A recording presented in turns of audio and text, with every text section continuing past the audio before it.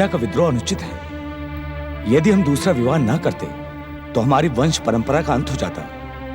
अपने वंश को बढ़ाने के लिए ही हमने दूसरे विवाह को स्वीकार किया है। क्षमा करें महाराज, प्रजा आपके दूसरे विवाह के नहीं, पटरानी कीर्ति के साथ हुए अन्याय के विरुद्ध है। इसलिए प्रजाजन उन्हें न्याय देने की मांग कर रहे हैं।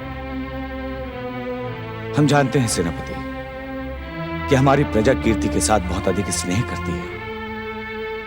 कीर्ति का पक्ष लेकर प्रजा का विद्रोह करना अनुचित नहीं है, परंतु हम कीर्ति के पक्ष में न्याय करें भी तो कैसे? हम विवश हैं सेनापति। क्षमा करें महाराज, छोटा मुंह बड़ी बात। प्रजाजन कहते हैं पटरानी कीर्ति के साथ हुए अन्याय आपने नई महारानी शशि प्रभा को प्रसन्न करने के लिए किए हैं। नहीं महाराज, क्षमा करें महाराज। महाराज, महाराज, अनर्थ हो गया। रक्षा करें महाराज, रक्षा करें। क्या बात है, तुम सब इतनी भयभीत क्यों दिखाई पड़ रही हो? महाराज, पटरानी शशि प्रभा। क्या किया पटरानी शशि प्रभा ने? उन्होंने कुछ नहीं किया है। फिर क्या हुआ उन्हें? महाराज, एक भयानक कापालिक आया था। कापालिक? हाँ महाराज, ज्वालामुखी जैसा शरीर, अग्नि के समान लप लप करती आंखें, बादलों के गरजने के समान उसके स्वर वाला वो कापालिक पटरानी जी के कक्ष में आ गया।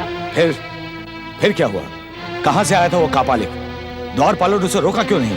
रोकते कैसे, वो तो आकाश से आया था। आकाश से? हाँ महाराज, अग्नि के विस्फोट के साथ उस कापालिक ने पटरानी जी के कक्ष में प्रवेश किया। फिर उसने महारानी जी को भ्रमित किया और उनको साथ लेकर अदृश्य हो गया। सेनापति, आज्ञा महाराज। सेना की टुकड़ी लेकर जाएं और तुरंत पटरानी शशि प्रभा को लौटा कर लाएं और उस दुष्ट कापालिक को बंदी बनाकर हमारे सामने लाया जाए। जो आज्ञा महाराज। एकांत, कहीं ये महारानी कीर्ति को अपमानित करने का दंड तो नहीं? नहीं नहीं, महारानी कीर्ति पर मुझे पूरा विश्वास है। मेरे अनिष्ट की कामना वो कर ही नहीं सकती, पर उसके साथ अन्याय तो किया है मैंने। न जाने इस समय महारानी कीर्ति किस दशा में होगी। ओम गंगणपते नमः। ओम गंगापते नमः। गंगणपते नमः। ओम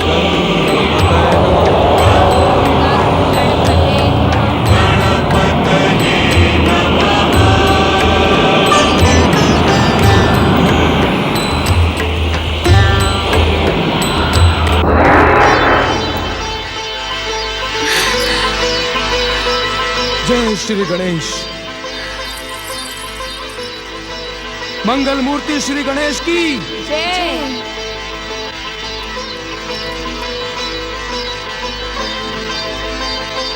तुम तीनों की अगाध भक्ति से हम प्रसन्न हुए। हम जानते हैं कि इस समय तुम्हें किसी भी वरदान की आवश्यकता नहीं है, परंतु भक्ति को वरदान देने की परंपरा है। समय आने पर हम तुम्हें वरदान का सम्मान अवश्य प्रदान करेंगे, परंतु अब हम तुम्हें सदा भक्ति में लीन रहने का आशीर्वाद देते हैं।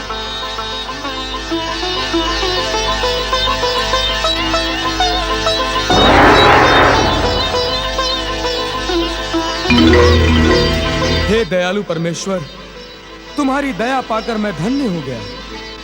तुम्हारी जय हो, तुम्हारी जय हो मंगल मूर्ति।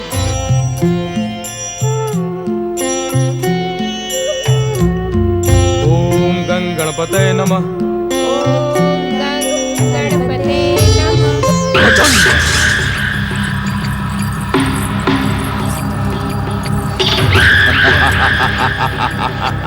भगवान महासुर की जय हो।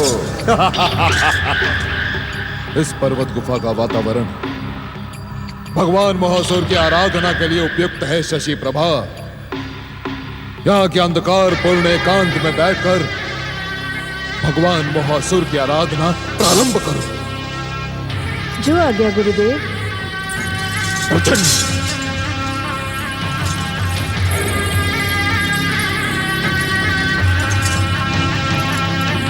शशि प्रभा, भगवान महासुर की सिद्ध साधना प्रारंभ हो। बोलो भगवान मोहासुर प्रकट हो। सर्वशक्तिमान भगवान मोहासुर प्रकट हो। भावी भगवान मोहासुर प्रसन्न हो। भावी भगवान मोहासुर प्रसन्न हो।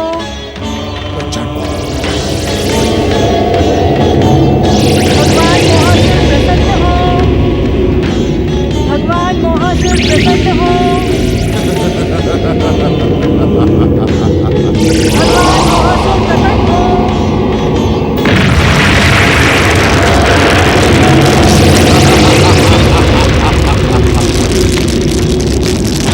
सर्वशक्तिमान भावी भगवान मोहासुर प्रकट हो। भगवान मोहासुर प्रसन्न हो।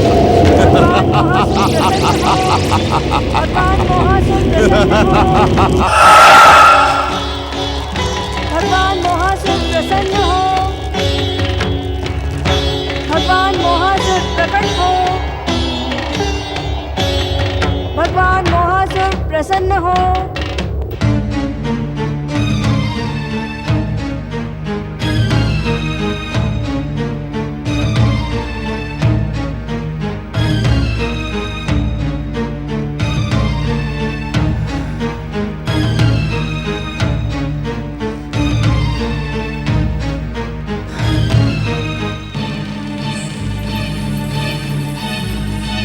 विश्वपालक भगवान श्री हरि के अवतार महर्षि वेदव्यास इस प्रकार निराश और उदास क्यों हो? तुम सर्वसमर्थ हो, तुम्हें किसी की सहायता की कामना नहीं करनी चाहिए। लेखनी उठाओ, लेखनी उठाओ और अपने विचारों को शब्द दो। लेखनी उठाओ वेदव्यास, लेखनी उठाओ। विचारों के इस बवंडर में कहीं तुम्हारी पुराण रचना के शब्द खो न जाए। विलंब ना करो, लेखनी उठाओ वेदव्यास, लेखनी उठाओ।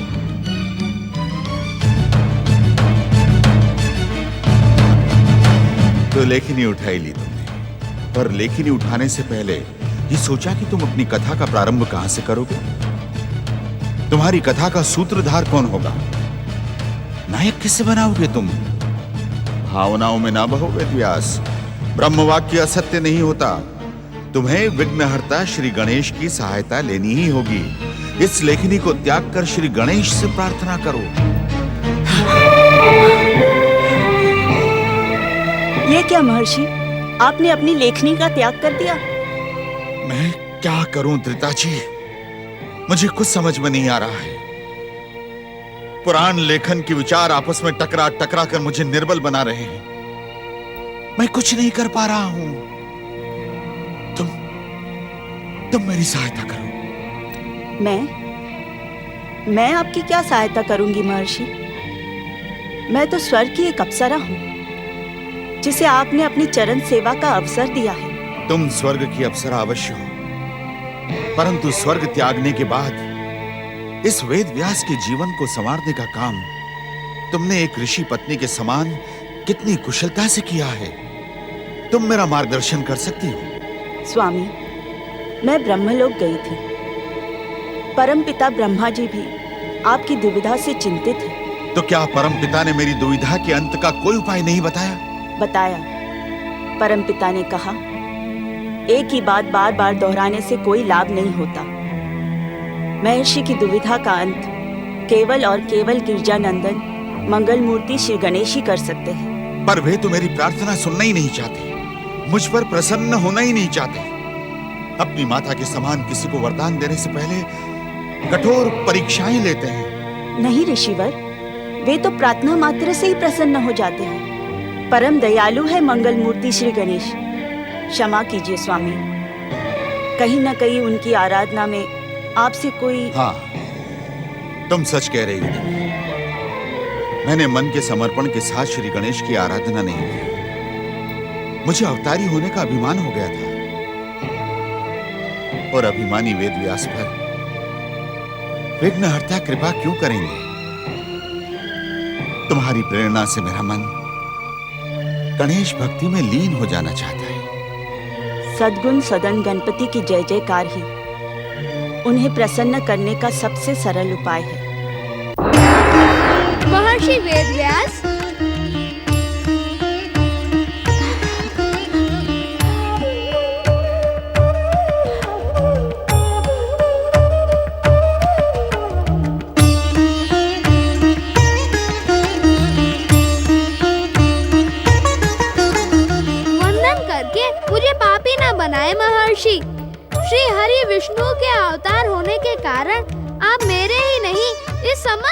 संसार के वंदन और आदर के अधिकारी हैं। देर से आने के लिए मैं क्षमा चाहता हूँ।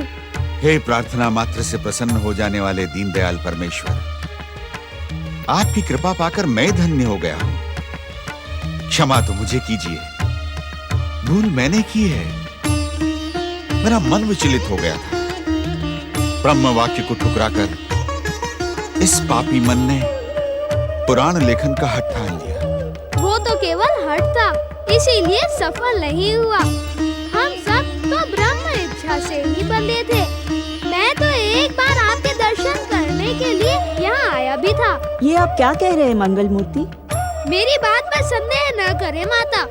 महर्षि की आराधना को सफल करने जब मैं यहाँ आया था, तब मैंने देखा कि महर्षि आराधना का त्याग करके अपने श्री हरि अवतार होने का स्मरण करते हुए श्रुत हो रहे हैं। ऐसे में आराधना का सुफल देखकर तपस्या की परंपरा का अपमान होता, इसीलिए मैं लौट गया। परंतु आज पिताश्री भगवान शिव की आज्ञा से मैं पुनः यहाँ आया हूँ। आप तो सबके प्रति करुणा रखने वाले हैं, सबके अग्र पूज्य हैं। मुझे आपकी आराधना का त्याग नहीं करना चाहिए था प्रभु। देवी धृताची के कारण मुझे अपनी भूल का पश्चाताप है। मुझे विश्वास है कि भक्तवत्सल और क्षमा निधान श्री गणेश मेरी भूल को क्षमा करेंगे। बार बार क्षमा की बात कहकर मुझे लज्जित न करे महर्षि। अब कहें मेरे लिए क्या आज्ञा है? हम आपकी कृपा और सहायता के आकांक्षी हैं गिरजानंदन। आप तक ये संदेश पहुंच ही चुका होगा कि वेदों की रचना के बाद ब्रह्मदेव ने मुझे 18 पुराणों को लिखने का कार्य सौंपा। उन पुराणों की रचना का कर्तव्य पूरा करने में मैं स्वयं को असमर्थ पा रहा हूँ प्रभु। आप तो सर्व समर्थ हैं। अपनी ही लीला के वश में होकर मुझे प्रसन्न करने के लिए ऐसा कह रहे हैं। 18 पुराणों की रचना किए बिना वर्तमान द्वापर और आने वाले कलयुग में धर्म, संस्कृति और तप आराधना की परंपरा स्थापित नहीं हो पाएगी। उसे तो पूरा करना ही होगा। तो मेरे विघ्नों का अंत करें शिवप्रिय। मैं आपसे एक अनुरोध करना चाहता हूँ महर्षि। अवश्य। पुराणों की रचना से पहले आप वर्तमान युग और उसकी दशा को दर्शाने वाले इतिहास की रचना करें। इतिहास की रचना? हाँ महर्षि, उस इतिहास के एक पात्र आप और माता धृताची भी होंगी। अपनी देवी दृष्टि से आप आने वाले भविष्य को देख सकेंगे, उसका विस्तृत और उचित चित्रण कर सकेंगे। मैं सर्वप्रथम आपका उसी रचना का सहायक बनूंगा। वर्तमान युग के उस महान इतिहास के पात्र मेरे साथ जगत पालक श्री हरि विष्णु के पूर्ण अवतार श्री कृष्ण और भरत वंश के राजपुरुष भी होंगे। परंतु उस इतिहास का नाम क्या होगा? जय महाकाव्य, जो भविष्य में महाभारत के नाम से प्रसिद्ध होगा। अब विलंब न करें, शीघ्र अपने विचारों को सुनाने का काम प्रारंभ करें। अवश्य गिरजानंदन, अवश्य। आप पधारें।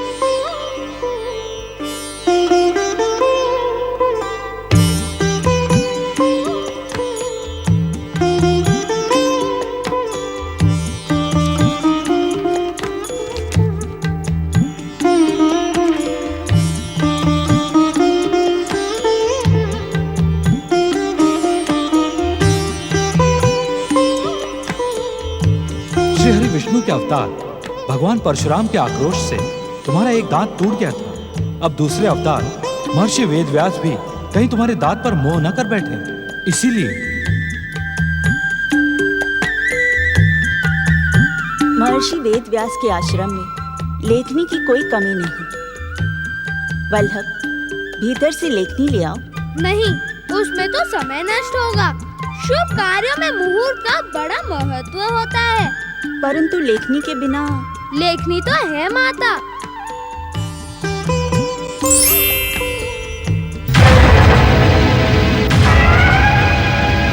कहे ऋषिवर। ये क्या मंगल मूर्ति, आपने लेखनी के लिए अपना दांत तोड़ डाला? आप तो गजानन हैं। गज अर्थात हाथी को अपने दांत बहुत प्रिय होते हैं। वे उसे शुभ्र और स्वच्छ बनाए रखते हैं। फिर आपने? आशंका ना करे माता, धर्म और सत्य के लिए अपनी प्रिय से प्रिय वस्तु का त्याग करना ही हर जीव का कर्तव्य है। हाँ, ये सत्य है कि पिछले लंबे समय के बाद महर्षि परशुराम के आक्रोश से टूटा हुआ ये दान मुझे पिताश्री भगवान शिव ने प्रदान किया था। फिर स्वयं आपने इसे क्यों तोड़ डाला? जगत पालक श्री हरि विष्णु के अवतारों से अपनी निकटता प्रमाणित करने के लिए। हमारी निकटता को प्रमाण की कोई आवश्यकता नहीं है गजानन। ये दांत तो आपने आने वाले युगों को आदर्श की शिक्षा देने के लिए तोड़ा है। धर्म, कर्म और शुभ कार्यों के लिए अपनी प्रिय से प्रिय वस्तु का दान करना ही आपकी इस लीला का रहस्य है। विघ्नहर्ता, आपकी इस कल्याणकारी लीला से हमारा जीवन धन्य हो गया। आपकी जय हो श्री गणेश, आपकी जय हो। मुहूर्त बीता जा रहा है महामुनि, अब आप अपने विचारों को स्वर दें, परंतु मेरे एक निवेदन का ध्यान रखिएगा। कहें मंगल मूर्ति, कहें। आप अपने विचार इस प्रकार कहें कि मेरी लेखनी एक क्षण के लिए भी न रुके। ये कैसा आदेश दे दिया गिरजानंदन ने? ये बुद्धि निधान है। शब्द और स्वर इनसे ही तो प्रारंभ हुए हैं। इतनी शीघ्रता से मैं कैसे बोल पाऊंगा? कोई न कोई उपाय तो सोचना ही होगा। ये सोच में पड़ गए महर्षि। आप धन्य है गणेश महाराज। सोच में डालकर पूछते हैं सोच में क्यों पड़ गए? हाँ, एक उपाय है। यदि गणेश जी मेरे कहे हुए विचारों का अर्थ समझकर लिखें तो मुझे अवसर मिल जाएगा। आपने मेरी बात का उत्तर नहीं दिया महर्षि। एक निवेदन करना चाहता था आपसे। हाँ हाँ, अवश्य, आज्ञा करें। बुद्धि निधान, मेरे विचार आपकी लेखनी को रुकने का समय नहीं देंगे, परंतु आप मेरे विचारों का अर्थ समझकर ही लिखें। तथास्तु। वास्तव में धन्य तो आप और आपकी बुद्धि है महर्षि, मैं उसका नमन करता हूँ। आप कहें महर्षि। वक्रतुंड महाकाय, सूर्यकोटि संप्रभ,